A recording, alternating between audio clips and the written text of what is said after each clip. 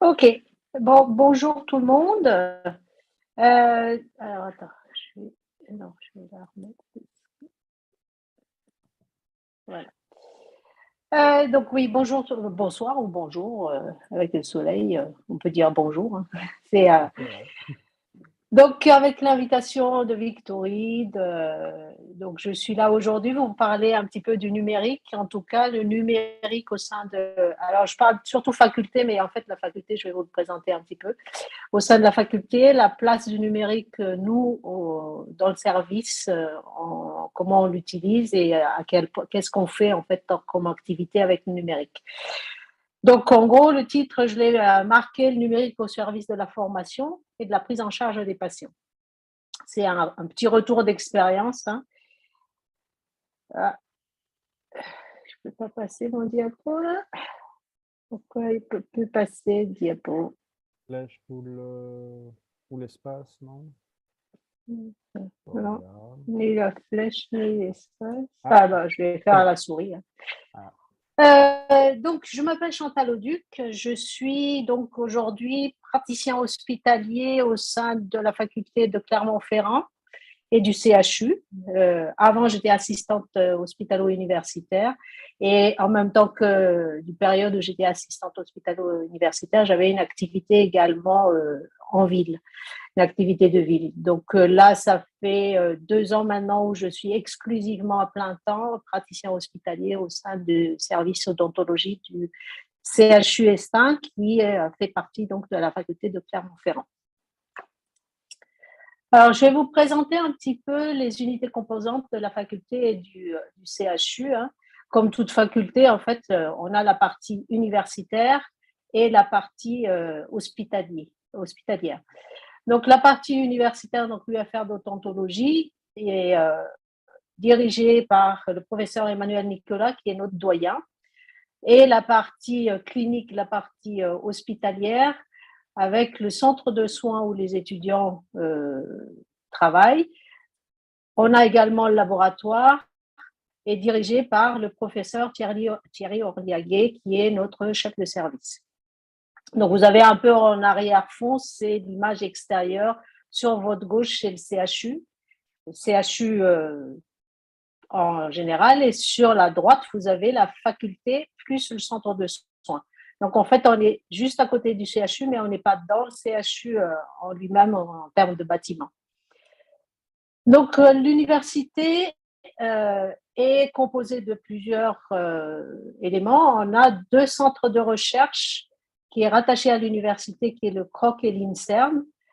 Et on a également, je vous présente un petit peu les lieux, on a 4 salles de cours avec des possibilités de faire des visios, des zooms. Pendant le confinement, par exemple, on a pas mal fait de cours en visio et pour les étudiants. On a également 2 salles multimédia, un amphithéâtre, un grand amphithéâtre et une bibliothèque et 2 salles virtuelles au sein de l'université. Donc ça, c'est un peu la partie cours, on va dire, la partie enseignement de l'université.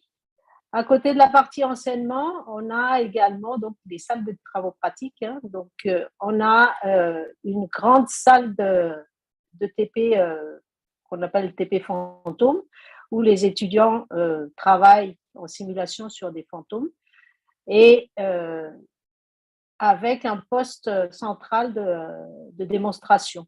Donc, en fait, sur le poste central de démonstration, on a également un fantôme où on met une caméra où les étudiants voient directement avec chaque poste des étudiants en un petit écran de télévision, on va dire, et sur lequel ils voient exactement ce qui se passe au niveau de la démonstration de l'enseignant.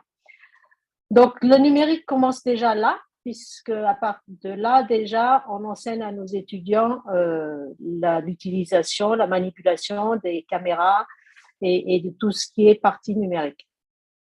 Donc, ça, c'est la première salle de TP. Et puis, on a une deuxième salle de TP qui est la salle TP paillasse, hein, c'est quand on n'a pas besoin de travailler sur les fantômes. Donc, on a une autre salle TP, une très grande salle aussi.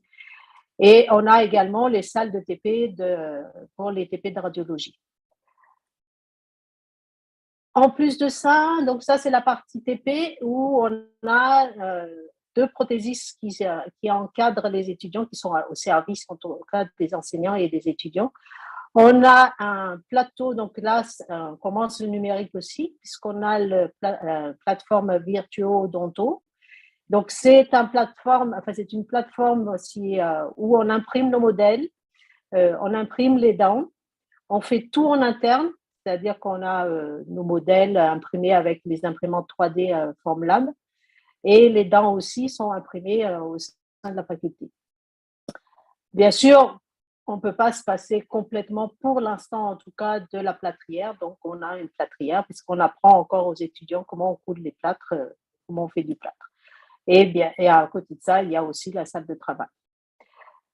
Donc ça, c'était la partie universitaire. Maintenant, la partie hospitalière, on a un centre de soins donc avec des unités fonctionnelles, avec des secteurs praticiens et un secteur polyclinique où il y a les étudiants avec l'encadrement des enseignants. Donc au niveau des unités fonctionnelles, on a donc comme presque toutes, enfin c'est pas presque toutes les spécialités qu'on a, même si on ne peut pas dire que c'est des spécialités, mais en tout cas tous les domaines de la dentisterie. On a la prothèse, les soins conservateurs, la paro, la pédo, la chir, les soins spécifiques. Alors on a une unité de soins spécifiques handicap où on fait du méopa, mais on fait également des soins de patients en situation de handicap sous anesthésie générale. Alors, les soins sous anesthésie générale ne se fait pas au sein du CHU Estin, se fait à Rion. C'est bon, pour ceux qui connaissent, c'est un petit peu plus loin que Clermont, mais on a un bloc, en tout cas, où on peut faire les soins sous anesthésie générale pour les patients phobiques, les patients trisomiques, enfin tout ce qui est handicap. On a également l'orthodontie, bien sûr, hein, l'unité fonctionnelle d'implantologie. Il y a le service, ce qu'on appelle le soin d'urgence, c'est la permanence de soins. Donc, quand le centre ferme, par exemple au mois d'août, le centre de soins est fermé, mais la permanence de soins est ouverte en permanence. Et on a également des consultations douleurs, les prothèses maxillofaciales. Donc, toutes ces unités fonctionnelles, il y a des praticiens dans chaque unité alors, les soins d'urgence, ça, c'est intégré dans la polyclinique, mais tout ce qui est prothèse maxillofaciale, consultation douleur, orthodontie, tout ça, c'est dans le secteur praticien. C'est-à-dire qu'il y a des praticiens qui sont dédiés à des consultations pour ça. Et les étudiants viennent faire ce qu'on appelle des modules. Donc, ce sont les modulos qui choisissent, c'est eux qui choisissent, ils ne sont pas imposés, ils ont le choix, ils font le choix de venir dans telle unité ou dans une autre. Et ils aident les praticiens pendant la consultation. Donc, à côté de secteur praticien, on a la polyclinique, donc où il y a les étudiants avec 70 fauteuils. Donc, c'est sous forme de box individuelle.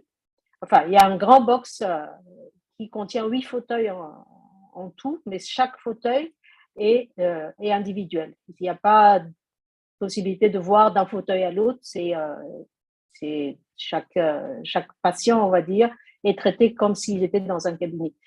Les vitres que vous voyez en haut, c'était suite au Covid où on était dans le CLIN, nous a obligés, pour pouvoir ouvrir les soins, de remonter la hauteur des murs.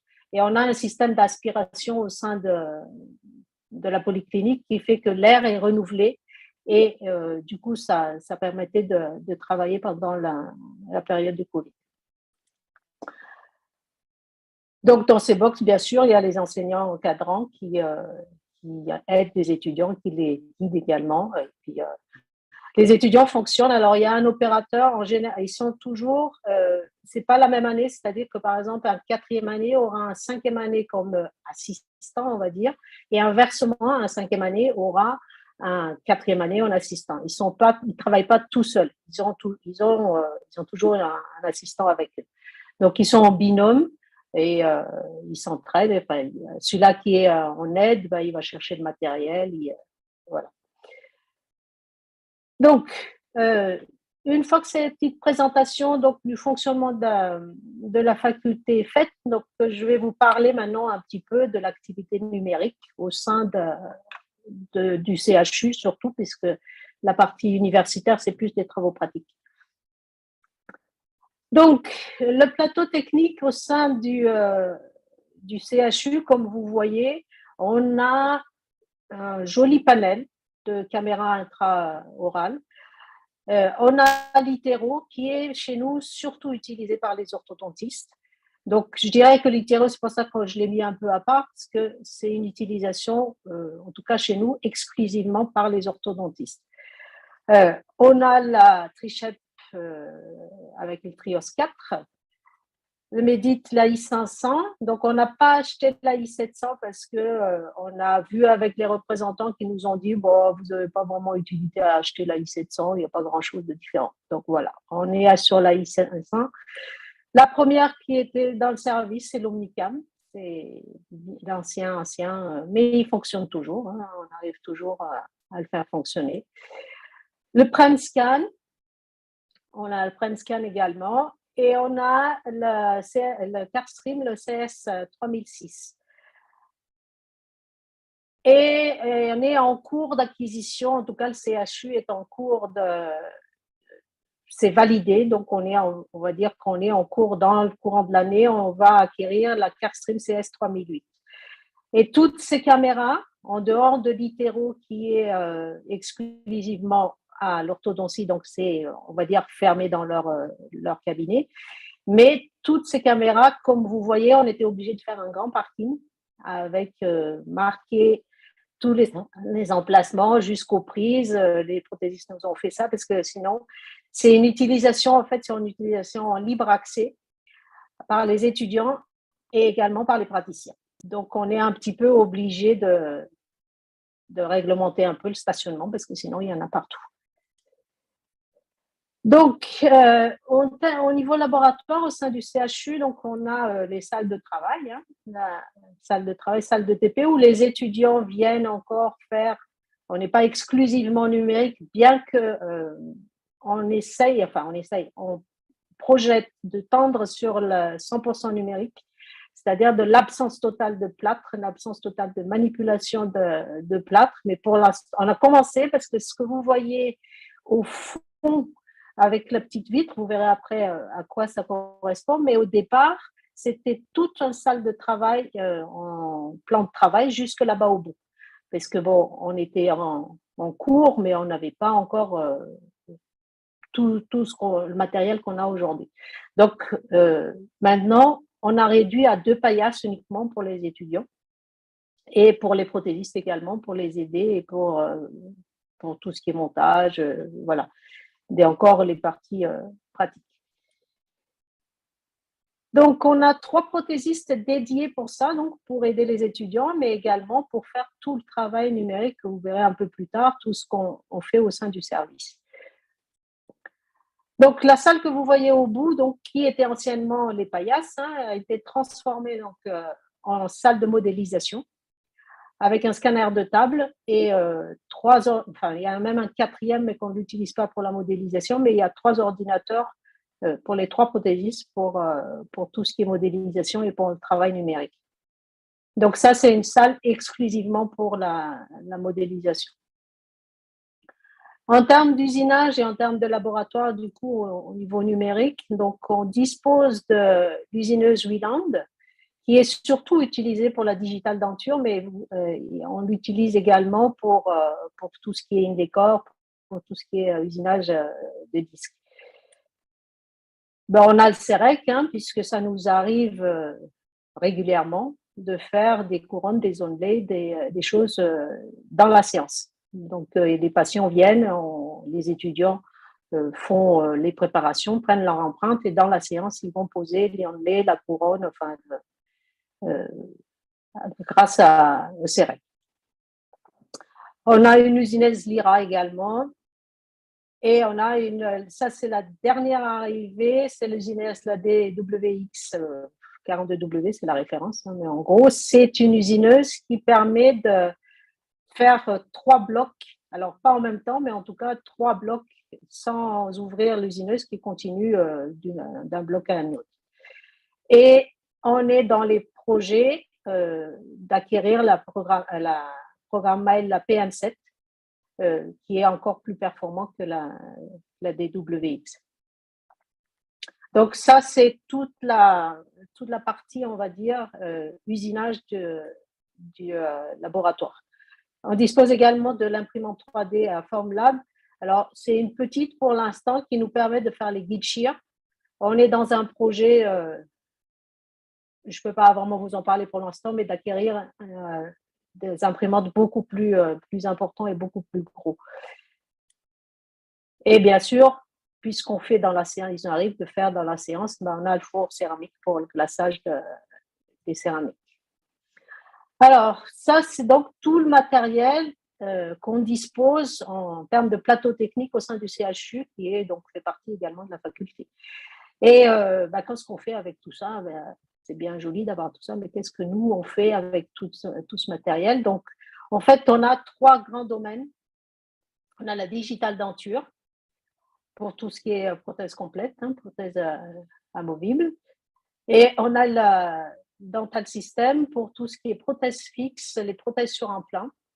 Et on dispose également de l'implant studio pour tout ce qui est guides chirurgicaux. Alors, la digital denture, donc on a une prothésiste qui est formée exprès pour ça. Les 3 peuvent le faire, mais on a une prothésiste qui est formée pour ça. Et donc, qui va modéliser, enfin, on verra un tout petit peu plus loin, qui va préparer et qui va envoyer en usinage avec la Wieland et qui va ensuite fournir des prothèses complètes aux patients. Alors, la digital denture, comment ça se passe? Alors, la digital denture, on a une consultation spécialisée une consultation comment je vais dire, assurée par une praticienne, mais les étudiants peuvent également utiliser la digital denture avec leurs patients si le cas l'exige ou alors s'ils ont aussi envie d'apprendre simplement. On n'a pas un cours spécial digital denture pour les étudiants, mais s'ils ont envie, ils ont la possibilité soit de venir en consultation, soit de le faire en polyclinique. Donc, la première étape de la digital denture, c'est bien sûr, comme toute prothèse complète, c'est l'empreinte primaire. L'alginate tout court, comme d'habitude. La différence, c'est que on va faire un enregistrement. Alors, je vous fais juste un petit résumé vite fait, parce que c'est pas un cours de digital qu'on fait ce soir.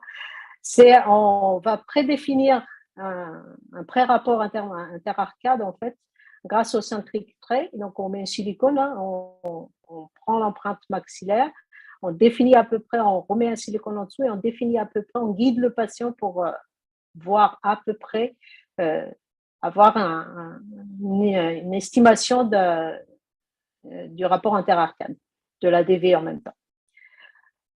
Et ensuite, grâce à l'UTS-CAD, donc on va enregistrer ce pré-rapport qui va donner une valeur. Donc ici, dans un cas, c'est une valeur de -2, ça c'est l'étape deuxième. Et une fois qu'on a fait ça, le prothésiste va scanner l'empreinte primaire que vous avez fait et le TS-CAD. Et il va ensuite simuler dans le logiciel Wieland pour reproduire ce qui était en bouche. Donc, c'est fait avec le scanner de table. Donc là, vous voyez, une fois qu'elle a scanné l'empreinte, et numériquement, elle va définir les limites sur un modèle virtuel et elle va fabriquer, vous voyez un peu, attends, je vais laisser passer un petit peu, mais elle va fabriquer un porte-empreinte, enfin une porte-empreinte qui va être utilisé, c'est un porte-empreinte un peu spécifique parce qu'il va être dessus, il va être fixé ensuite pour l'enregistrement du point d'appui central. Donc là, elle est en train de regarder, de voir, de modéliser, de voir le bourrelet. Et ensuite, elle l'envoie en usinage pour faire le PEI. Une fois que le PEI, donc vous voyez à gauche, c'est un PEI qui est usiné. Donc, on va faire l'empreinte secondaire et souvent, on fait avec le virtual l'empreinte secondaire, hein, avec le lourd et le light. Et ces empreintes secondaires, on va ensuite enregistrer le point d'appui central. Donc, grâce à ce dispositif, c'est le gnatomètre, qui va être fixé sur le porte-empreinte une fois l'empreinte secondaire faite. Et on va enregistrer cette fois le rapport interarcade. Alors, au lieu de faire comme on fait habituellement quand on fait une prothèse totale, de mettre en relation centrée et tout ça, là, la différence, c'est qu'on va utiliser le point d'appui central. Donc, une fois qu'on a enregistré le point d'appui central, en fait, pour enregistrer le point d'appui central, on va demander au patient de faire un mouvement de propulsion de latéralité et on va je ne sais pas si je vais pouvoir écrire là, mais bon, vous avez, ça fait le pas de doigt et vous avez le point au milieu qui, en gros, la position de référence du patient. Et une fois qu'on a cette position, on va le mettre à cette position-là, on va verrouiller le dispositif de gnatomètre pour qu'il ne puisse plus bouger et on va bloquer le tout avec un silicone d'occlusion. Donc, l'ensemble ensuite va être scanné avec le scanner des tables également, et puis il va être mis dans le logiciel. Donc, une fois qu'elle a scanné tout ça, et ben, vous allez avoir donc un modèle secondaire virtuel également, et puis là-dessus, elle va faire la modélisation, elle va tracer les limites, mettre on va dire, la cire, mais c'est pas de la cire, c'est virtuel en tout cas, et elle va regarder l'axe, les contre-dépouilles, enfin elle va analyser tout le modèle et elle va faire le logiciel de Trichette va vous proposer un montage en fonction, mais après elle a la possibilité de modifier, d'ajuster, vous voyez, monter, descendre en fonction. Et vous avez également la possibilité, une fois qu'elle a fait toute cette étape-là, enfin, même en cours de route, de superposer la photo du patient. Donc là, j'ai pas de photo du patient à vous présenter en même temps, mais en tout cas, le montage virtuel peut être remis avec la photo du patient et comme ça, on voit si une ligne de sourire, ça correspond, si les bords libres sont corrects, si le soutien de la lèvre est bon. Donc, du coup, elle le modifie en même temps en fonction de la photo en même temps. Donc, vous voyez, elle travaille sur une sorte de petite tablette. Hein, donc, elle modifie. Alors, elle peut modifier tout le bloc, elle peut modifier une dent. En fait, en gros, elle fait ce qu'elle veut avec et jusqu'à obtenir le résultat final. Donc après, elle modèle pareil, elle fignole la fausse gencive, la base et elle remplit les trous parce que des fois il y a des trous, donc il faut remplir. Elle fignole, elle finit. Donc voilà. Donc après, elle va dessiner également.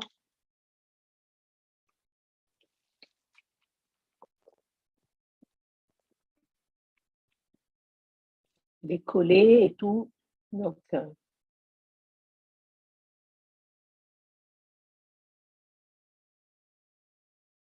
ce qui est vachement pratique, parce qu'en fait, vous pouvez faire, les praticiens, par exemple, nous, des fois, on vient la voir, on dit, ah oui, ce serait bien de faire un peu comme ça, tourner un peu, avancer un peu, reculer un peu, mais ce qui est surtout le plus intéressant, c'est quand elle met la photo du patient en superposition avec, parce que du coup, ça permet vraiment de visualiser déjà avant d'envoyer quoi que ce soit en usinage. Et une fois que ça c'est fait, elle l'envoie en usinage. Il fois que c'est validé, elle envoie tout en usinage. Alors, dans un premier temps, on sort aussi un gabarit. Donc, en fait, c'est la prothèse. Alors, c'est tout en blanc, puisque c'est juste en gros un modèle qu'on peut donner aux patients et qui peuvent partir avec pour voir si à l'utilisation au quotidien, ça leur convient avant d'usiner la prothèse finale, définitive. Donc là, on a une patiente, par exemple, où on lui a fait un essai des gabarits. Hein. Donc, elle regarde, elle visualise, elle va partir avec. Elle va utiliser, il ne faut pas qu'elle aille en boîte de nuit parce que c'est un peu blanc, mais elle va l'utiliser au quotidien, et puis elle va revenir après pour nous dire les remarques. Et s'il y a remarques à faire, et du coup, on va modifier, si elle a des choses qu'elle souhaite modifier, on va modifier dans le logiciel, dans le montage, avant d'imprimer la prothèse définitive. Donc, une fois que tout est validé par le patient, avec la Wieland, on va usiner la prothèse. Donc, on peut usiner, alors avant, on usinait la base et on usinait l'arcade des dents et ensuite, on collait les dents sur la base.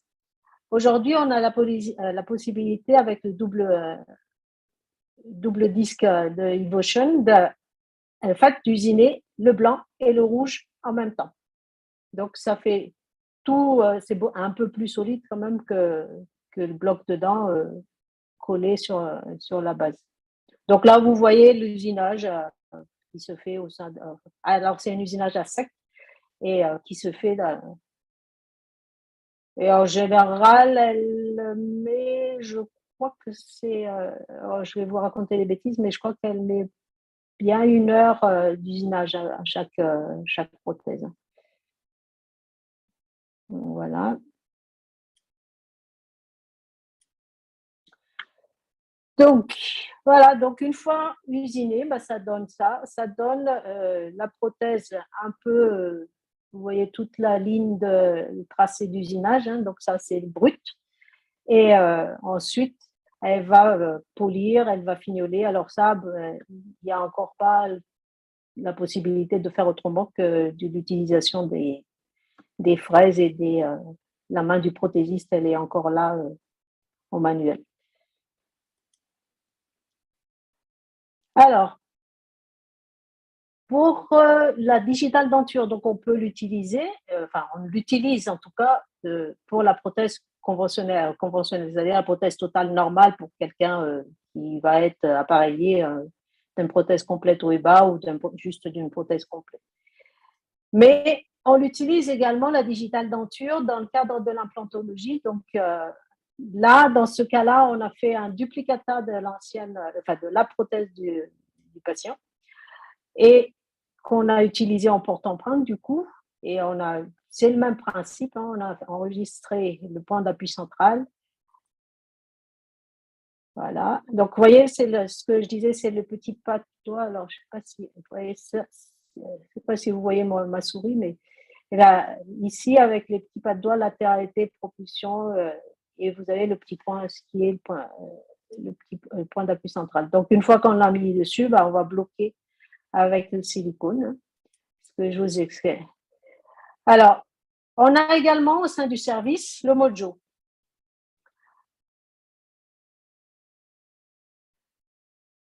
Donc, vous avez vu, le fonctionnement, c'est, le patient, là, je ne l'ai pas caché parce que comme c'est difficile à le cacher, on lui a demandé s'il nous autorise à mettre sa photo en exercice du Mojo. Donc, on a le Mojo également qui est chez nous de pas très, très vieux encore. Donc, là, pour l'instant, on l'utilise un petit peu. Il y a des tests qui sont en cours de façon sporadique, on va dire, mais on est en train de réfléchir sur comment on l'utilise au quotidien. Pour l'instant, on ne l'utilise pas au quotidien, mais en tout cas, il est au sein de la faculté. Donc, la réalisation du gabarit pour le patient je vous parlais. Donc, gabarit essayé par le patient, validé avant, tout ça, c'est bien avant la chirurgie implantaire. Et du coup, avec l'utilisation des gabarits par le laboratoire pour réaliser la mise en charge immédiate. Donc, au niveau ça, donc c'était la digital denture. Ensuite, on utilise également le numérique, en tout cas pour tout ce qui est prothèse partielle adjointe.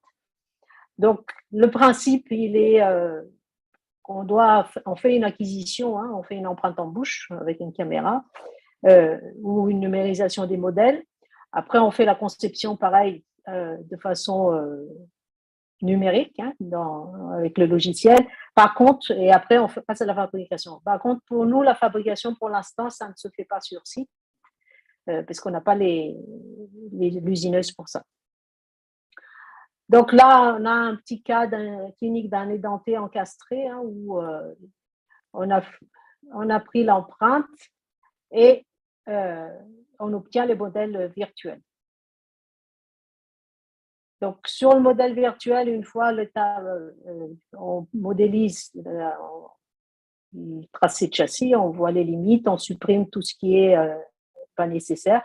Et toute cette partie-là, pour l'instant, c'est confié à un laboratoire extérieur, puisque comme on n'a pas, nous, la possibilité d'usiner les prothèses d'hystélites, donc du coup, on préfère envoyer l'empreinte numérique directement au laboratoire qui, eux, ils ont tout et toute la chaîne se fait ensuite chez eux. Donc, une fois revenu, bah, voilà, on fait l'essayage, hein, et puis après, on pose la prothèse comme on fait habituellement dans un cabinet. Donc là, c'est un petit cas d'une classe d'édentement de classe 1. Donc, une fois qu'on a pris l'empreinte, vous avez l'empreinte maxillaire, la mandibule. Alors, c'est assez net, hein, assez impressionnant d'ailleurs, la qualité des fichiers et la qualité d'image qu'on obtient avec les caméras. Donc, voilà, une fois après, on peut s'amuser également à faire nos petits dessins dessus. Ça, c'est surtout côté pédagogique qu'on l'utilise des fois. Donc, modèle imprimé, donc il n'y a plus de plâtre, il n'y a plus rien. Modèle imprimé une fois à partir des numériques, hein, où pareil, les châssis sont usinés. Donc, après, montage des dents et puis pose de l'appareil en bouche, pose des appareils en bouche. Donc ça, c'est pareil, c'est encore pour vous montrer un petit peu ce que ça peut donner l'empreinte numérique en prothèse adjointe. Donc, c'est une empreinte qu'on a prise en bouche avec une caméra. Là, dans ce cas-là, en particulier, c'était avec le Carstream CS3006. Et puis, après, on a envoyé, le laboratoire nous renvoie donc les modèles imprimés avec le châssis. Alors, vous voyez les petits encoches ici. En fait, ça permet d'avoir l'occlusion directement, même si on n'a rien postérieur, puisque quand vous faites l'empreinte numérique, vous avez la possibilité d'avoir l'occlusion, même si vous n'avez pas un calage postérieur, puisque vous avez la partie antérieure qui va enregistrer et il se repère à partir de ça. Et donc, du coup, une fois qu'ils impriment, ils arrivent à repositionner sans qu'on ait plus besoin après de reprendre le mordu pour savoir. C'est juste en gros une vérification du châssis et validation de ce qu'ils nous fournissent. Sinon, si c'est pas juste, bien sûr, après, il faudra mettre des bourrelets et puis enregistrer à nouveau la relation intermaxillaire. Donc, l'autre domaine, donc ça, c'était tout ce qui est la digital denture et la partie prothèse partielle, en tout cas adjointe, qu'on fait au sein du service. Donc, après, l'autre partie, c'est tout ce qui concerne l'implant studio. Donc, tout ce qui est implantologie. Donc, au sein du service, donc, on réalise l'empreinte numérique en bouche. Hein. On réalise les cônes BIM et le matchage de ces deux-là va nous permettre de réaliser les guides chir qui sera imprimé avec le Formlab. Là aussi, on a une prothésiste qui est dédiée à ça, qui s'occupe uniquement de ça et qui est en relation avec les chirurgiens. Donc, nous, on fait les empreintes, on prend le CBCT et ensuite, elle fait la planification et elle fait la planification également du guide chirurgical sur lequel, d'abord, planification du guide chirurgical et le chirurgien va venir pour valider ce qu'elle a fait. Une fois que lui, il a validé, et ben, elle pourra réaliser l'usinage. Donc là, c'est pour vous montrer un petit peu comment elle procède une fois qu'elle a l'empreinte numérique et a fait le matchage. Hein. Donc après, elle va choisir en fonction d'une programmation de l'os. Enfin, vous connaissez aussi bien que moi toute la partie implantologie. Donc, elle va faire un montage virtuel de son projet prothétique. Et puis, à partir de ça, elle va voir quelles possibilités elle peut faire pour tout le guide chirurgical. Donc, l'occlusion, voilà. Donc, ce qui est pratique, c'est vrai que, voilà, donc une fois qu'elle a pris le Conbim, elle va l'importer, le fichier STL, et puis elle va matcher avec sa programmation, sa planification pour savoir qu'est-ce qu'il y a en dessous, et puis elle va choisir les implants, les diamètres, les longueurs, comme une programmation, mais sauf que elle, ça va le servir ensuite après, vous voyez, donc elle va choisir les implants qui pourraient convenir.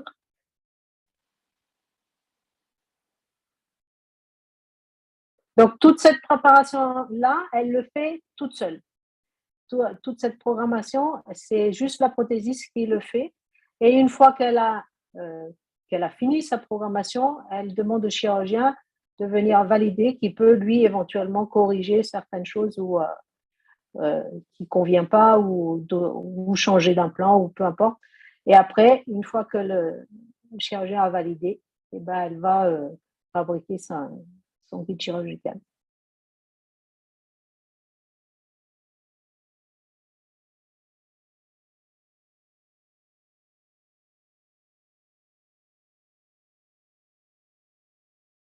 Voilà. Donc, elle met ses bagues, elle définit où elle va.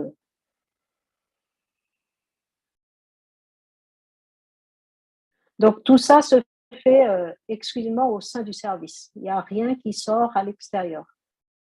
C'est sur site, ce qui est très pratique pour tout ce qui est chirurgie, enfin pour toute la programmation de chirurgie, parce que ils peuvent avoir leur guide. Alors, des fois, bon, quand elle est bien chargée, elle a besoin de temps, mais elle peut très bien faire le guide chirurgical 2 jours avant si en cas d'urgence ou en cas de nécessité. C'est juste une question de planning.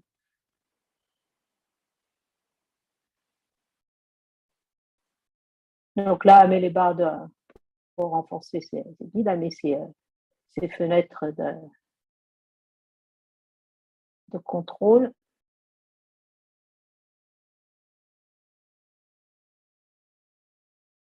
Donc, on a un logiciel exprès pour ça. Donc, ensuite, elle va l'usiner avec le Formlab. Donc, vous avez à gauche ici en jaune à quoi ça ressemble quand ça sort de Formlab. Et après, elle va enlever les petites tiges, elle va le nettoyer, fignoler et tout. Et ça donne un guide chir comme ça qui va ensuite être livré au bloc pour la chirurgie. Parce que toute la partie implantaire, toute la chirurgie implantaire chez nous se fait au bloc opératoire. Il n'y a pas d'intervention en cabinet et ça fait exclusivement au bloc.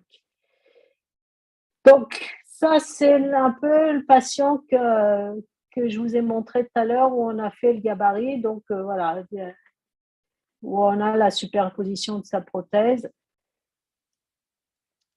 maxillaire, mandibulaire avec la programmation.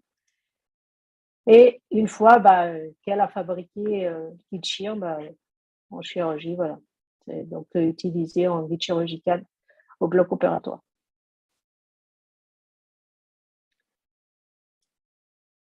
Donc, pour résumer un petit peu, donc, on a fait les gabarits. On a utilisé le duplicata des prothèses qui convenaient au patient et on lui a fabriqué un gabarit, tout ça grâce au numérique et qu'il a validé. Et ensuite, avec le guide chirurgical haut et bas, dans ce cas-là, puisque c'est une double mise en charge immédiate et pour arriver à ça. Donc, la pose des deux appareils. Je vais mettre en silencieux mon téléphone parce que sinon il va brailler tout le temps. Donc, oui. Donc, double mise en charge. Alors, le prothésiste qui nous fait la mise en charge nous le livre en général. Alors, la chirurgie, par exemple, lundi et on pose le mercredi, 48 heures après. Alors, là, c'est un autre cas également pour l'utilisation du numérique. Alors, c'est pareil, on a fabriqué, c'est une mise en esthétique immédiate, donc avec l'utilisation d'un guide chirurgical également. Donc, avec l'extraction des 4 incisives, donc le guide chirurgical qui a été fabriqué au sein du CHU. Et le bridge ici également était fabriqué au sein du service. Je vous montrerai un peu plus tard, mais en tout cas, tout est face au sein du service. Donc, la troisième partie, le troisième domaine de notre activité numérique, c'est le dental system, c'est-à-dire que tout ce qui est couronne, onlay, couronne sur implant, tout ce qui n'est pas ce que je viens de vous dire en gros. Donc, il y en a l'usinase pour ça, c'est soit le CEREX, soit le DX3000, le DX48, mais et là aussi, on a un prothésiste qui est un ancien chef de laboratoire d'un laboratoire extérieur qui est venu nous rejoindre et qui s'occupe surtout de ça, mais les autres prothésistes peuvent également, sont polyvalents, mais en tout cas, chacun d'eux a un domaine bien spécifique. Donc là, c'est juste une petite démonstration, mais c'est sur un modèle, c'est pas sur un patient. C'est sur un petit modèle pour vous expliquer un petit peu comment ça marche. Donc, en fait, une fois qu'on a fait l'empreinte numérique en bouche de la préparation, là, c'est une couronne périphérique, mais ça peut être un onlay, ça peut être un enduit couronne, ça peut être un overlay. Donc, il va tracer les limites autour virtuellement. Et puis, après, le logiciel, lui, va proposer une couronne dans ce cas-là. Il va vous proposer une prothèse et après, il va modéliser en fonction s'il y a de surocclusion, si c'est pas assez, si c'est en sous-occlusion, il peut rajouter, il peut en enlever, il peut lisser, il peut modifier, gonfler, enfin, il peut faire tout ce qu'il veut. Tout ça uniquement avec un logiciel et une souris.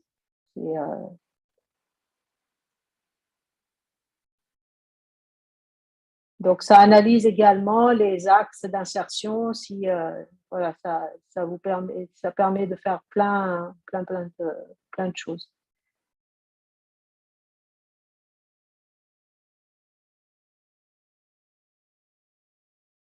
Donc voilà. Donc le logiciel propose une couronne là dans ce cas-là, et puis après c'est au prothésiste. Alors là, il modèle, il enlève, il sculpte en gros numériquement la couronne.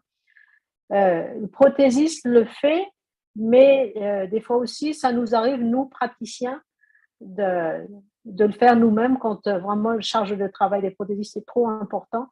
Ça nous arrive de le faire quand les couronnes doivent être usinées dans la séance, les couronnes ou les onlays, ou peu importe, mais quand ça doit être fait dans la séance, ça arrive que nous, on s'y met aussi à le faire. Un petit peu des praticiens, pour les étudiants en tout cas, ou même des étudiants qui sont capables de gérer de A à Z, de l'empreinte jusqu'à la pose, bien sûr sous l'encadrement, validation d'un enseignant, mais ils prennent l'empreinte, ils font leur modélisation, ils modifient et ils usinent, ils font le glaçage, ils font tout. Ils sont ceux qui sont bien dégourdis. Donc voilà, donc vous voyez en bas, c'est un peu les déchets pour vous montrer un peu qu'on a une quantité astronomique de couronnes et de bridges et tout ce que vous voulez qui se fait au sein du service. Donc là, vous avez le CEREC qui est en usinage enfin ça peut être aussi différé, mais souvent on l'utilise pour tout ce qui est pose dans la séance. Et ce que je vous disais tout à l'heure pour la DWX, c'est qu'il y a 3 blocs. Donc là, c'est 3 blocs, il y a un petit un moyen, et 2 moyens, mais ça peut faire également usiner des blocs pour un bridge, donc des blocs assez longs pour rentrer à usiner un bridge. Donc voilà. Donc ça se présente comme ça, vous voyez, le bridge 3 éléments, là, une fois que c'est usiné, ça sort comme ça, ben après il le coupe et après on fait le glaçage. Donc ici, vous avez un petit peu le travail qui se fait au sein du service. Je dirais que c'est presque quotidien parce qu'en dehors des étudiants qui font également, on a également une consultation avec les étudiants dans ce cadre-là, par contre, mais c'est spécifiquement pour tout ce qui est CFAO. Donc, on a une demi-journée par semaine où on reçoit des patients pour faire toute la matinée, on les garde, donc pour faire ce genre de travail. Bon, une couronne, un bridge sur un plan, voilà. Donc, ça, c'est une patiente que nous avons eue dans le service, qu'on a suivie pendant un bon petit moment. Hein. Donc, tout ce qui est dentisterie adhésif également, dentisterie restaurateur esthétique, on fait au sein du service. Donc, au départ, voilà comment elle était. Et on lui a mis la pose des mock-ups. On a fait les wax-up, bien sûr, et tout ça comme habituellement. Et alors, en ce moment, enfin, à cette époque-là, on faisait les mock-up encore avec la cire. Le prothésiste nous fait le mock-up, enfin le wax-up, et après, nous, on fait le mock-up en bouche. On a la possibilité, si on veut, de faire les wax-up aussi numériquement parlant et après, ensuite, qui sera usiné pour faire le wax-up virtuellement et pour faire le mock-up ensuite usiné. Mais pour l'instant, on fait de façon conventionnelle tout ce qui est wax-up parce que ils ont beaucoup de charges de travail pour tout le reste, donc on ne veut pas trop les rajouter encore ça en plus. Donc là, vous avez un petit peu, donc du coup, sur la patiente, la période, la partie préparation. Donc la réduction des bords libres. Alors, bon, je vais vous laisser regarder un petit peu, mais bon, il dure un petit peu, hein, il est un peu long la vidéo. On va essayer de couper un peu de temps en temps. Voilà, donc en fait, une fois que les mock-ups ont été posés, eh ben, on fait la préparation sur les mock-ups. Mock-up en place, ça nous permet d'avoir un guide, en fait, une référence donc on réduit réduction des bords libres.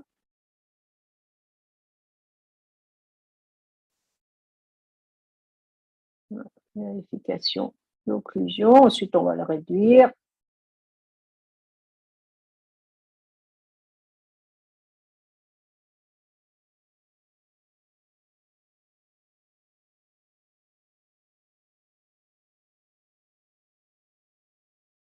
Donc ça, c'est une séance qui dure toute une matinée. Hein. C'est de 9h à pratiquement 13h, on la garde au fauteuil pour faire tout ça.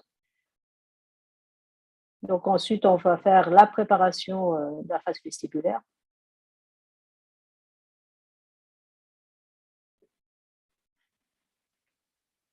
On va accélérer un tout petit peu. Donc là, on continue la préparation de la face vestibulaire.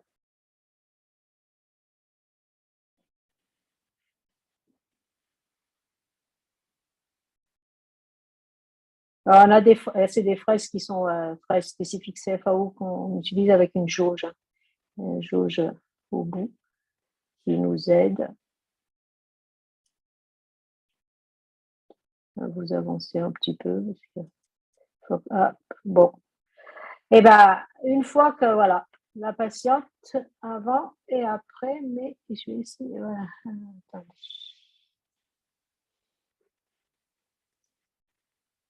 Une fois que la préparation est faite, on va préparer la partie proximale.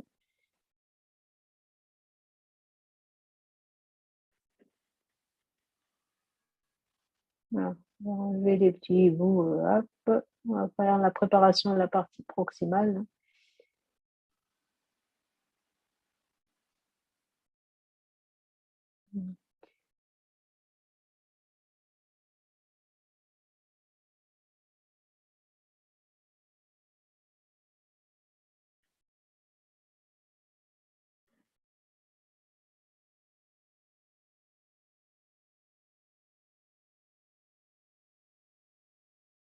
Je vais le laisser aller parce que sinon il me saute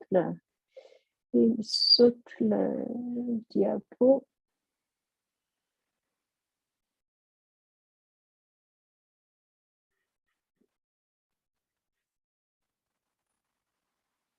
Voilà. Donc une fois qu'on a fait le plus gros de la préparation, on enlève bien sûr tout ce qui est composite qui reste. Hein. Donc après on fait la finition. Je pense que tout le monde doit savoir comment ça se présente, mais c'est surtout, je vais vous montrer à peu près. Voilà.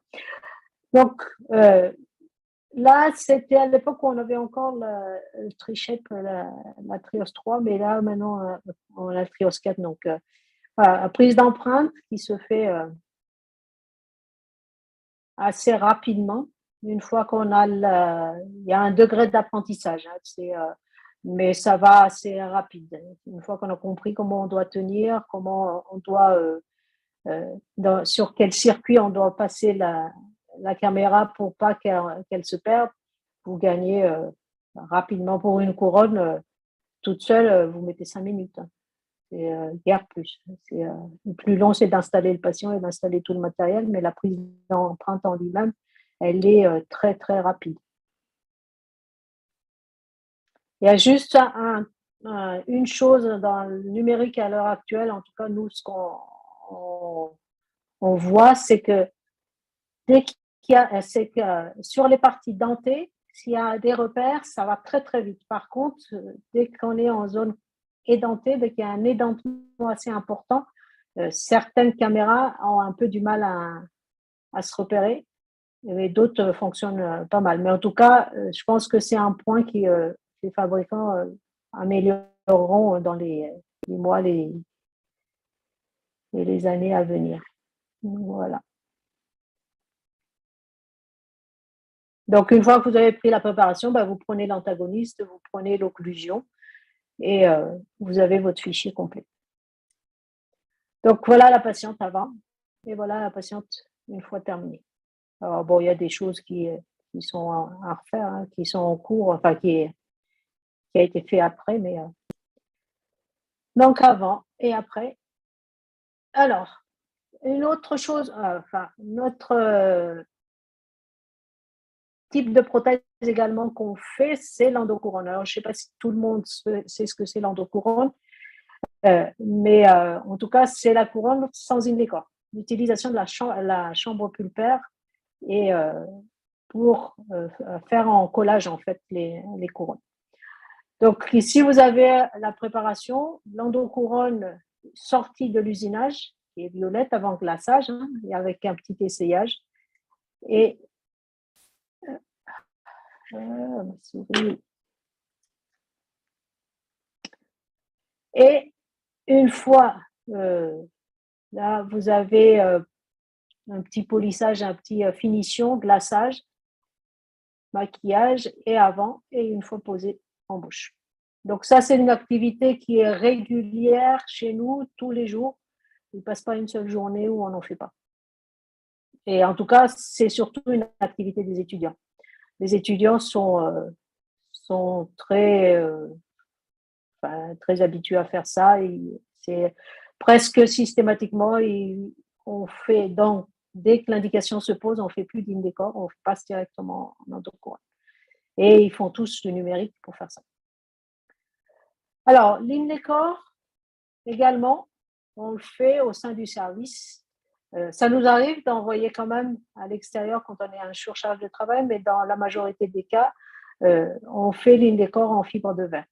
Alors, j'ai entouré le PremScan ici. Alors, pourquoi? Parce qu'en fait, de notre expérience pour l'instant, tout ce qui est les corps anatomiques, il n'y a que le PremScan qui est en capacité pour l'instant de donner vraiment la longueur et la forme qui est identique à ce qu'il y a en bouche. C'est-à-dire qu'il n'y a pas de déformation, qu'il n'y a pas de raccourcissement de la longueur. Pour l'instant, c'est PremScan. On a essayé avec le Trichep, hein, parce qu'ils disent qu'ils peuvent faire également, là c'est sans tenons, hein, et qu'ils peuvent faire, pour l'instant, nous on reste sur PremScan parce que c'est celui-là qui nous donne la satisfaction dans ce domaine-là. Donc on fait également les in-décors en fibre de verre. Voilà. Donc ça c'est un petit cas sans scan post d'un in-décor anatomique. Donc on a les petits blocs de fibre de verre sur lesquels les in-décors sont usinés. Donc c'est un patient sur qui on a fait les in-décors et les couronnes dans la même séance. Enfin, les in-décors pas dans la même séance parce qu'en fait les in-décors soit ça passe sur la Wieland, soit ça passe sur le WX. Et du coup, ça peut se faire dans la séance, mais ça demande beaucoup plus de temps. Et les prothésistes n'ont pas toujours le temps de faire ça.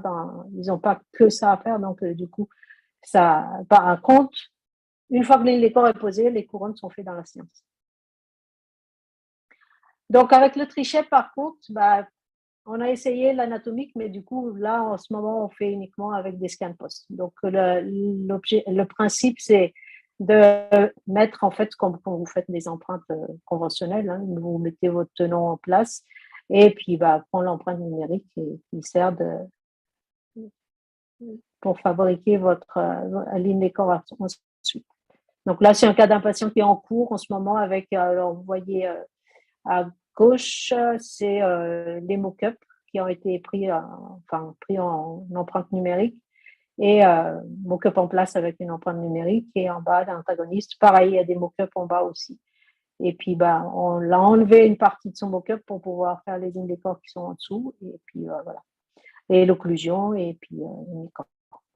Donc, une autre façon d'utiliser également et qui se fait aussi au sein du service du numérique, c'est la réalisation du couronne, bien sûr, normal, mais surtout aussi avec les châssis en place. Donc, lorsqu'on ne va pas refaire le châssis du patient, donc c'est aussi possible de faire des couronnes ou des endocouronnes avec un scélite en place.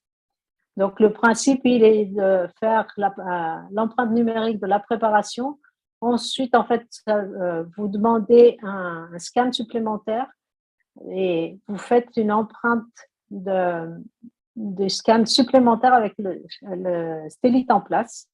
Donc, et ensuite, l'usinage se fait, la proposition, et on peut l'adapter avec le stélite en place. Donc ça, c'est pareil, c'est une activité qui se fait, qu'on peut faire avec le numérique et nous, on fait régulièrement au sein du service. Donc ça, c'est une fois usiné pour l'usinage et une fois que c'est posé. Alors, l'autre domaine où on utilise également le numérique au sein du service, c'est l'implantologie. En tout cas, hors chirurgie, parce que la chirurgie, je vous ai expliqué avant, c'était surtout pour les guides chirurgicales. Pour tout ce qui est chirurgie guidée, tout ça, c'est au bloc. Donc ça, je ne vous ai pas mis cette partie-là. On fait la chirurgie guidée soit juste partielle, soit totale hein, au sein du service. Mais là, la partie activité numérique, c'est la partie prothétique au niveau de l'implantologie. Donc avec l'utilisation de scan body, hein, donc je pense que tout le monde sait ce que c'est un scan body, avec une prise d'empreinte de profil d'émergence. Et ensuite, le numérique une fois que vous avez choisi, il va faire un emplacement, en fait, il va faire un trou. Là où vous avez pris votre profil d'émergence et vous installez le scan body en bouche et vous prenez votre empreinte, un scan body en place. Donc après, il va matcher tout de façon à obtenir votre couronne sur un plan. En usinage, en modélisation et ensuite modélisation, usinage et ensuite vous aurez votre couronne. Donc voilà, un scan body en place avec une prise d'empreinte et vous avez la couronne. Alors, désolé de la qualité de la photo de la couronne, c'est un étudiant qui me l'a prise et un peu flou. Mais voilà. Donc, une fois que vous avez pris l'empreinte, c'est le prothésiste qui est au sein du service également qui va le traiter sur son logiciel, sur le logiciel Trichep, donc de Dental System. Et vous avez le modèle virtuel avec les scan body en place, vous avez l'antagoniste, vous avez l'occlusion.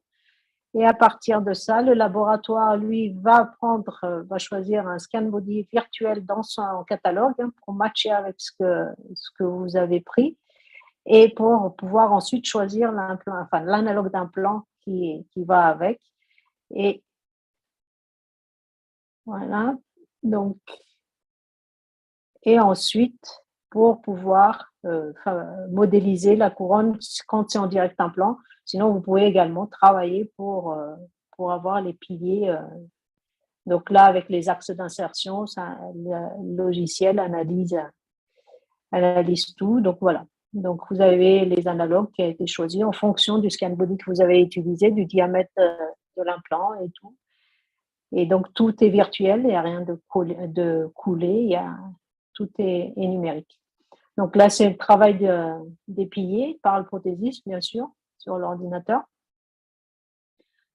Alors, une fois que la modélisation de la couronne est faite, il a la possibilité, comme tout à l'heure, de gonfler, réduire, travailler le point de contact, les embrasures et tout le reste. Alors, un coup, il marche, un coup, il marche. Ah, attendez, parce que ça se connecte. Donc voilà, une fois, donc là, il va fignoler ensuite après, une fois qu'il a fini. Donc là, c'est juste pour vous montrer sur une patiente l'empreinte avec les scan body en place. Le matchage de scan body du catalogue, le travail des piliers et qui vous permet, bien sûr, de sortir le pilier et le bridge. Donc, le pilier et le bridge il est fait par un prothésiste au sein du service. L'autre utilisation aussi en implantologie, on utilise le physio, donc avec l'enregistrement de l'empreinte numérique à l'aide de l'e-physio. Et ici, vous avez un petit exemple juste d'une mise en esthétique où on a usiné un pilier et la couronne ensuite par-dessus. Alors, un autre domaine que je ne vous ai pas marqué dans les 3 domaines au départ, c'est également la prothèse maxillofaciale. Je ne vous ai pas marqué parce que ce n'est pas une activité qu'on fait tous les jours. C'est une activité qui se présente et qu'on gère également. Donc, c'est l'utilisation de la caméra intraorale, mais par contre, pour la prise d'empreinte extraorale cette fois-ci. Donc, pour tout ce qui est épithèse. Donc, c'est le cas d'une patiente ici, par exemple, sur qui on a fait une épithèse au niveau du cloison nasal. Donc, on a pris l'empreinte avec la caméra et sur laquelle on a fait modélisation des modèles, modélisation, usinage des modèles et sur lequel ensuite on va, je vais assez vite parce que c'est une activité, on va dire, occasionnelle au sein du service, mais on le fait. On gère puisqu'on travaille également avec les services maxillofacial du CHU, mais au sein de notre équipe, on a également une praticienne qui est et une de nos prothésistes qui est une épithésiste en fait, en même temps. Donc du coup, on fait voilà. Donc du coup, avec un petit maquillage au fauteuil, donc pour que ça fasse un peu naturel pour mamie. Et voilà. Donc la mise en moufle de l'épithèse, un cire et puis Oui, bien sûr. C'est pour vous montrer juste un petit exemple d'un modèle issu d'un modèle numérique issu d'une empreinte numérique, hein, et sur lequel va être réalisé un dispositif pareil. Donc, ça, c'est les principales activités au sein du service du CHU, donc au sein de la faculté.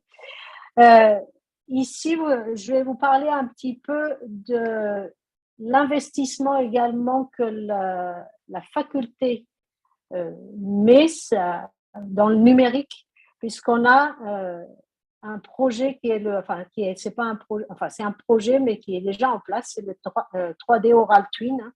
Alors c'est quoi le 3D Oral Twin? C'est en fait l'objectif, c'est par l'intermédiaire de la fondation de l'université, c'est de mutualiser en fait la compétence de plusieurs plateformes dans le numérique, exclusivement domaine numérique, et pour développer tout ce qui est simulation, tout ce qui est soins en médecine orale.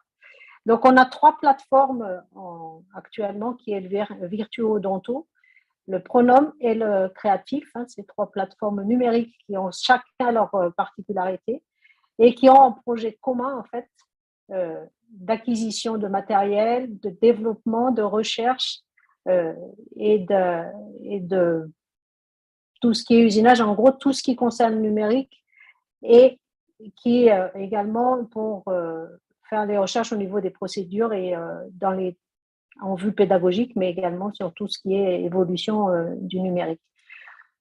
Donc, la 3D Oral Twin, il y a 3 axes de projet. C'est développer tout ce qui est simulateur orofacial à visée pédagogique, hein, que ce soit pour les étudiants dès le départ ou pour les praticiens qui veulent faire une formation continue ensuite, pour la recherche également. Ensuite, le deuxième axe, c'est le développement de procédures de soins, bien sûr, dans le numérique. Et là, on reste toujours dans le numérique, hein, tout ce qui est pour développer au maximum le numérique, en fait. Et la création et développement également d'un DU d'odontologie numérique. On est en cours de réflexion là-dessus pour les chirurgiens dentistes. C'est un diplôme universitaire qui existe déjà sur Montpellier et que le Covid nous a un peu mis des bâtons dans les roues, mais qu'on est en cours de projet. Donc, 3D Oral Twin est rattaché à 2 laboratoires, avec nos 2 laboratoires de recherche, hein, c'est le CROC et l'INRAE, qui est anciennement l'INSERM, qui est devenu maintenant l'INRAE. Alors, c'est quoi l'intérêt? L'intérêt, c'est tout ce qui est recherche, mais également, ça nous permet, grâce à l'intermédiaire de la fondation de l'Université de Clermont, d'avoir des industriels qui nous accompagnent. Donc, les industriels, ils ont la possibilité d'investir dans les projets que nous avons, en fait, sous forme de mécénat. L'intérêt pour les industriels, ils ont des réductions fiscales là-dessus, hein. Ensuite, ils deviennent partenaires sur tout ce qui est projet et en relation avec le Share 3D. Et bien sûr, voilà, quand on fait des manifestations ou des choses, ils sont avec nous. Donc, mais c'est par l'intermédiaire de la fondation, puisqu'on n'a pas la possibilité autrement de faire ça que par la fondation. Le numérique chez nous, c'est également les recherches. Donc là, c'est une thèse par l'intermédiaire des thèses où on a 2 étudiants et c'est une thèse qui est en continuité puisqu'il y a d'autres qui prennent le relais. Donc sur l'exactitude et on a comparé l'exactitude entre l'empreinte physico-chimique en fait et les scanners intraoraux. Et donc, à l'issue de ça, ils ont comparé les caméras qu'on a, hein, parce que on a ce qu'on a à disposition, on a regardé par rapport à celle-là. Donc, voilà. Donc, ils ont évalué, alors c'est une étude in vitro, et sur modèle, ils ont pris des empreintes, toute une série d'empreintes avec 3 opérateurs, et sur un modèle complet, où ils ont analysé la fidélité, la justesse et l'exactitude. Et en fait, lors de cette étude, il s'avère que pour l'instant, l'empreinte physico-chimique surpasse quand même tout le reste. Mais en gros, voilà, c'est sur le diagramme ici, vous avez un petit peu la place entre le PremScan et l'I500 et S3006 par rapport à la vitesse et l'exactitude, enfin la vitesse, la fidélité et la justesse et qui donne l'exactitude. Mais c'est à prendre avec précaution, ce n'est qu'une étude in vitro. Il y a beaucoup de paramètres qui peuvent se critiquer et qui peut être discuté. C'est pour ça que c'est une étude qui est en cours, mais qu'on essaie de lancer, mais qu'on ne publie pas pour l'instant, puisqu'il y a beaucoup trop de facteurs qui valident pas, en tout cas, la recherche clinique là-dessus. Donc, on est en cours, on réfléchit à d'autres étudiants qui sont... C'est l'avantage d'avoir des étudiants, c'est que quand il y a des gros travaux comme ça, on leur confie... parce que pour faire 50 empreintes sur les modèles toute la journée, on dit aux étudiants, c'est ta thèse. Donc, comme ça, ça les apprend. Donc, voilà. Donc, je tenais juste à remercier mes confrères qui ont participé un peu au cas clinique, à mes prothésistes, nos prothésistes qui nous a aidés. Et un grand merci à Victorie de cette invitation. C'était un plaisir. C'est un plaisir. Donc, voilà. Donc, juste une petite info si ça vous intéresse, si quelqu'un d'entre vous si certains d'entre vous sont intéressés. On a une formation au mois de juillet sur la dentisterie adhésif et tout ce qui est prothèse numérique au sein de la faculté. C'est sur 2 jours. Merci de votre attention. Et puis, si ça vous dit de venir visiter l'Auvergne, vert et magnifique, avec notre cathédrale bien noire, mais le reste autour est bien clair et bien joli. Merci beaucoup et merci de votre attention. Merci Chantal pour cette belle présentation et ce beau panorama à 360 en détail des opportunités du numérique et toutes les options. On a appris plein de choses. J'ai laissé le micro ouvert. J'ai demandé aux participants de réactiver leur micro pour les questions. J'en avais une un peu généraliste dans un premier temps. J'en ai plusieurs d'ailleurs de questions. Est-ce que le numérique, est-ce que vous avez changé votre façon d'aborder la prothèse depuis l'empreinte optique? C'est la première question. Alors, on a changé, non, puisque au final, les règles de la prothèse et les bases de la prothèse restent les mêmes. Vous faites une prothèse, une couronne, la préparation périphérique reste le même. Il y a juste un domaine où on a changé, on va dire, c'est tout ce qui est économie tissulaire. Donc, on fait tout ce qui est facettes, tout ça, parce qu'en fait, le numérique vous permet, en tout cas, l'utilisation qu'on fait, avec nous, on utilise l'IMAX dans le service. Ça vous permet d'avoir une économie tissulaire. Donc, en fait, on n'est pas obligé de faire des préparations très, très importantes pour arriver à réaliser les couronnes, donc, ou les facettes.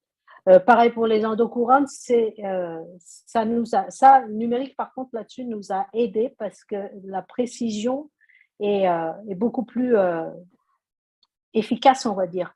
Donc oui, tout ce qui est endocouronne et tout ça, ça nous a changé également. Donc en fait, le numérique nous a pratiquement, parce que je vous ai montré des indicateurs, mais on n'en fait pas beaucoup. On en fait encore, hein, parce qu'il y a des indications où vous ne pouvez pas vous en passer. Mais on en fait le moins possible, en tout cas, dès que c'est possible. Mais le numérique nous a changé, pas la base, pas la vision de la prothèse, mais ça nous a aidé, en tout cas, en tout ce qui est gain de temps. Parce que le gain de temps est phénoménal. Et même pour les patients. Parce qu'un patient qui arrive le matin et qui repart, qui arrive à 9h30 et qui repart à 12h30 avec sa couronne en bouche, bon, il y a des cabinets qui le font, mais en tout cas, nous, ça nous est possible puisqu'on a tout ce plateau technique qui est à disposition. On a les prothésistes sur place, on a tout. Donc voilà, les bases, non, ça ne change pas, mais oui, ça nous a bien aidé. Et du coup, aussi une question qui en découle, puisque vous formez toutes les nouvelles générations de futurs dentistes.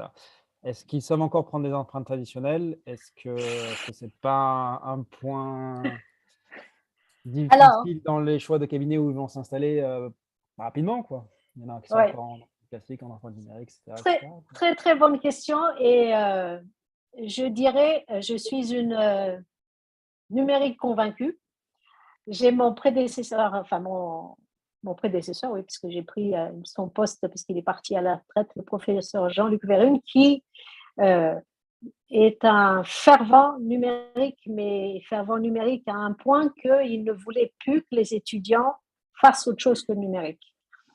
Pour l'instant, moi, en tout cas, en ce qui me concerne, et mes confrères aussi, pour tout ce qui est partie prothétique, on leur fait faire quand même le physico-chimie. Parce qu'on part du principe que, à l'heure actuelle, malheureusement, le pourcentage de cabinets équipés de caméras numériques, il y a encore du travail à faire. Et que il est nécessaire de savoir comment on fait si on n'a pas de numérique.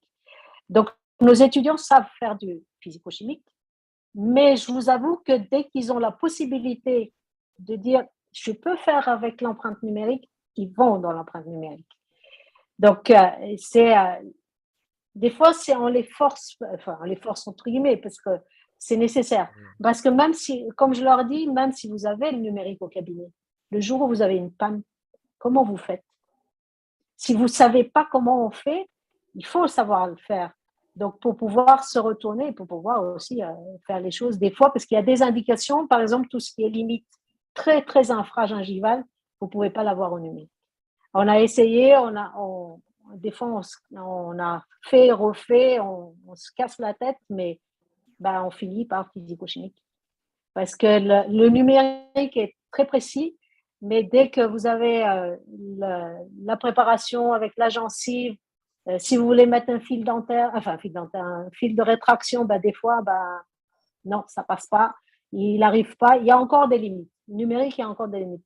Le numérique est magnifique et il rend beaucoup de services, mais il y a certaines indications où malheureusement, il faut encore faire. Mais ils savent encore faire. Ils savent encore faire, même s'ils se débrouillent très, très bien en numérique. Merci Chantal. Une dernière question pratico-pratique. Vous conseillez plutôt un PC portable ou un carte avec une tour en termes de performance? Alors, en termes de performance, je dirais praticité. que, ouais, en termes de pratique, alors ça dépend. Si vous êtes plusieurs à l'utiliser au cabinet, si vous êtes plusieurs cabinets, vaut mieux avoir, par exemple, une Trichep, je donne un exemple, Trichep avec la caméra que vous pouvez embarquer. En plus, là, vous avez vu sur ce que je vous ai montré, on l'a branché en filaire, le Trios. Mais il est sans fil à la base. Il est en Bluetooth. Donc, si vous avez plusieurs cabinets, il vaut mieux, question pratique, d'avoir juste la caméra que vous déplacez. Et après, si vous êtes tout seul, je dirais que après, c'est en fonction de vos budgets, de vos finances aussi. Mais l'un ou l'autre, avec une carte, c'est aussi bien. C'est assez pratique parce que vous prenez je pense que une carte est pas mal dans le sens où vous prenez votre caméra, vous prenez votre empreinte, vous poussez le carte et voilà, c'est fait. Il y a pas. Mais après, c'est vraiment très personnel après. Mais c'est juste le côté, si vous êtes plusieurs cabinets, c'est mieux d'avoir quelque chose que vous pouvez aller d'un cabinet à un autre. Chantal, merci beaucoup pour ces points. On va bientôt vous quitter. Juste une précision importante, donc je te remercie de nous avoir cité aussi. Merci de ta participation. Effectivement, Victory soutient un peu tous ces événements et toutes les personnes qui transmettent leur savoir. À savoir que Victory est devenu Visi aussi. C'est l'association maintenant, le regroupement de Easy Implant et de Victory.